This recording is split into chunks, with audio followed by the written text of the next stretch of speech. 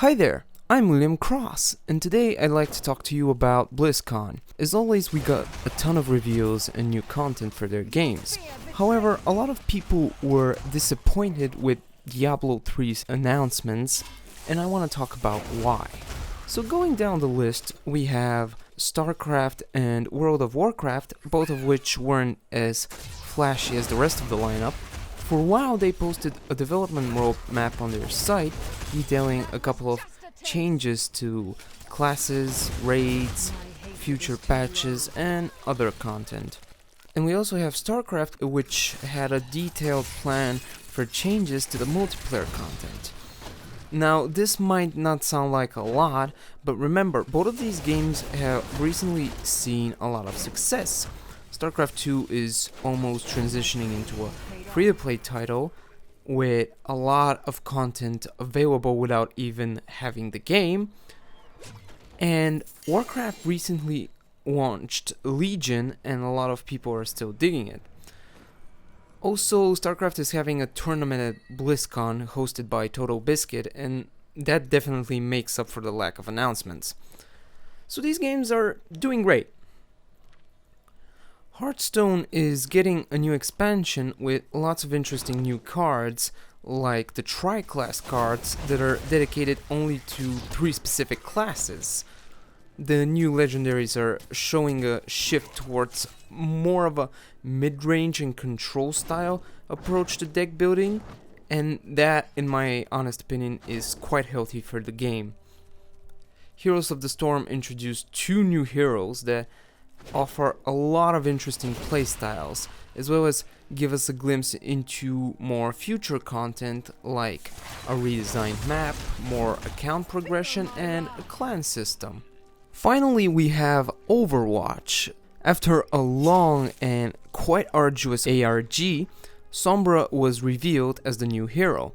A disruptive and quite mobile character with an ultimate that counters shields is just what the game needed.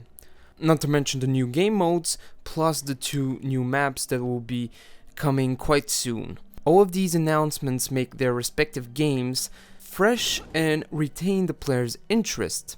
So, what about Diablo 3? Well, all of the other games we've mentioned are doing great and are quite successful. Diablo 3, on the other hand, is having a bit of trouble lately. It has been in a bad spot for quite some time. The last few seasons and patches didn't do enough to change things up, and we ended up with quite a stale meta. People are basically playing for a week when a new season arrives to complete the season journey, and that's it. They just go off and play other games, because there's nothing interesting for them to do. I myself haven't touched the game in months due to this reason. I also haven't touched Heroes of the Storm and Overwatch, but their newly announced features made me go back and play them. I have enjoyed my time with them and will continue playing them for the foreseeable future. So how do the Diablo 3 announcements affect the game? We have a new event called the Anniversary Dungeon that aims to recreate the feel of the original Diablo in Diablo 3's engine, using enemies from the old game as well as some visual and audio effects. Now this sounds awesome. It will give the game a breath of fresh air, and it will be implemented soon. However, it will be a limited time event, so if people really enjoy the event, they can play it whenever they want after it goes live. Okay, fine, that's a bummer, but what about the Necromancer? There was a leaked concept image of him before BlizzCon, and people got hyped about it. I personally love the Necromancer, both from a lore standpoint and the weird builds he had available back in Diablo 2. And yeah, they're bringing him to Diablo 3 sometime in 2017, and you have to pay for him. Yeah, this is a problem. They've explicitly said that this is not a new expansion, just a small package with the Necromancer plus some cosmetic items.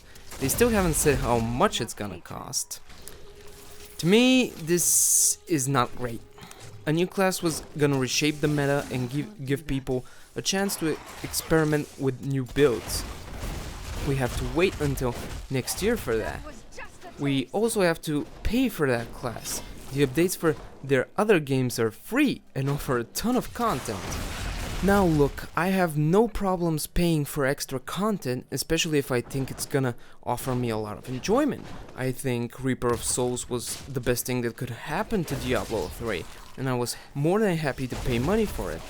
Looking back on it, the asking price was quite worth it, and I have no regrets about my purchase despite not playing it right now. And let's not forget that Diablo has to generate some money for Blizzard. But right now, it's not surprising that most people found the Diablo announcements to be disappointing.